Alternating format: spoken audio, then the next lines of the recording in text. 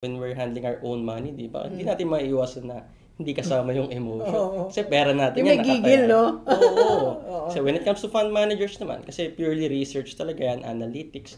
So talagang yung mga decision making nila, talagang dumaan yan sa masusing pag-aaral at masusing pagre-research.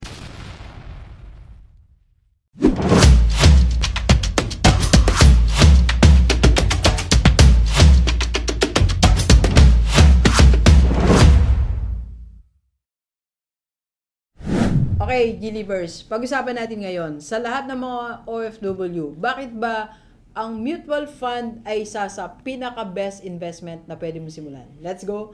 Let's go! Alright, so para ipaliwanag sa atin, ano ba ang mutual fund investment at bakit napakagandang simulan ng mga nasa abroad? Kasama natin ngayon, Sir Morgan De Guzman, ang Assistant Manager for IMG Sales and Distribution and Certified Investment Solicitor for SEC. Hi, sir. Kamusta? Hi, Doc UG. I'm good. Ayan. Kayo po. Sir, paliwanag natin sa mga kaibigan natin or mga followers natin na OFW. Kasi marami silang iniisip na investment, simulan. So, bakit nga ba mutual fund ang isa sa pinakamagandang simulan nila?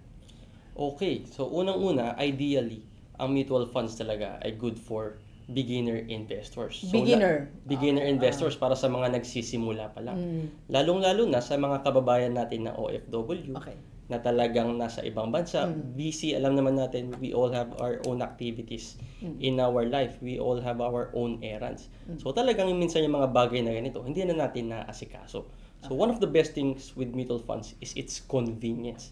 Kasi with mutual funds, you don't really have to monitor it every day. With mutual funds, you can just regularly invest. So, hindi siya bantayin, no? Hindi mo siya babantayan everyday. Exactly. Hindi mo siya kailangan i-monitor or tutukan araw-araw. Because there is someone who is managing the investment for you. And that is the fund managers. So, with mutual funds, meron din tayong mga professional fund managers. Okay. So, ang role ng fund manager, for example ako, sir, no, as you know, no, ang Ramver po, ang Ramver Financials, partner ng IMG, yan, sa mutual fund investment natin. So, ang ginagawa lang natin, for example, I want to buy shares like worth 1,000 pesos. Yes. So, meron tayong fund manager. Ano ang role nila dun sa 1,000 pesos na investment, sir? Okay. So, sa mutual funds kasi, may fund managers who's pooling the funds from different investors.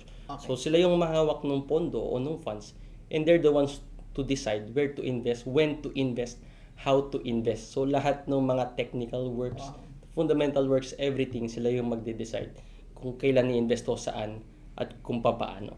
So, with that being said, so talagang nawawala na yung isipin natin na yun, yung asikasuhin o yung trabaho na yun para pagdesisyonan natin kung ano yung saan tayo mag-invest. At isa pang pinaka-importante dito, syempre, mga experts talaga to. Sila talaga yung bihasa. Ito talaga yung ginagawa nila araw-araw. At ang pinakamaganda pa dito, with its emotion, di ba? They act rationally. So talagang they act with research. Hindi emotional, no? Oo. Kasi yung napakalaga kasi maintindihan natin na hindi based sa emotion. Kasi yung pagtaas at pagbaba ng market. Tama ba mo, sir? Oo, exactly. Kasi lalo na when we're handling our own money, di ba? Hindi natin maiiwasan na hindi kasama yung emotion. Kasi pera natin yung yan. Yung may gigil, no? Oo. So when it comes to fund managers naman, kasi purely research talaga yan, analytics. So talagang yung mga decision making nila, talagang dumaan yan sa masusing pag-aaral at masusing pagre-research. Yun. Okay. So, yung maganda kasi dito, yan, binanggit ni Sir, no, may tayong fund manager. Para no, sa mga OFW, unang-una kasi, sabi ni Sir kanina, beginner, di ba? Sa mga first time. Okay? At pangalawa, Sir, siguro maganda din kasi nga, para hindi sila masyadong stress kakaisip ng kanilang investment kasi they have to do their work sa abroad. So, hindi mo na siya isipin na babantayan ko, ay, anong oras na, di pa ko pa siya nakikita. So, ibig sabihin po, you can still do your work sa abroad. Ayan. And as a sir, tuloy-tuloy lang yung investment. Tuloy-tuloy lang yung pag-i-invest. Okay. So, literally, you're just parking your money and someone's managing it for you. So, in a quick sense. Sa mga FW, if you want to start your investment as beginner, mutual fund. So, it's safe to say na it's one of the safest one of the most convenient investment platforms, especially for beginners. So, thank you so much, sir. So, for educating our OFW followers natin. So, Delivers, nagpunta pa talaga ako dito sa office nila, Boss Rex, sa Sir Morgan, para ipaliwanag sa atin ang mutual fund. Okay? So, sa lahat mo gusto mag-invest sa mutual fund, PM lang sa personal FB ni Rockstar para ma-assist namin kayo. Thank you so much, sir. Invite natin sila to follow your YouTube channel and your page. Yes, please follow and subscribe to our YouTube channel, Rampberg Financials.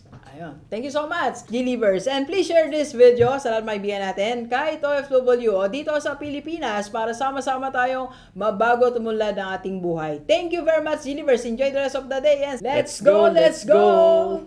Thank you for watching. We are inviting you to attend our free webinar on how to save and invest the right way and how to avail sa Kaiser. PM na sa personal FB ko po.